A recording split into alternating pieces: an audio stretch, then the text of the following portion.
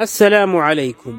حج وفاء بن زهير المازني في الجاهلية، فرأى في منامه كأنه حاض، فغمه ذلك وحزن، فقص رؤياه على قس بن ساعدة الإيادي، فقال له: أغدرت بمن أعطيته ذماما ووعدا؟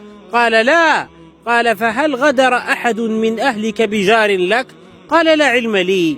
وقدم على أهله فوجد أخاه قد غدر بجار له فقتله، فأخذ سيفه فناشده أخوه الله والرحم، وخرجت أمه كاشفة شعرها قد أظهرت وجهها تناشده الله في قتل أخيه، فقال لها: علام سميتني وفاء إذا كنت أريد أن أغدر؟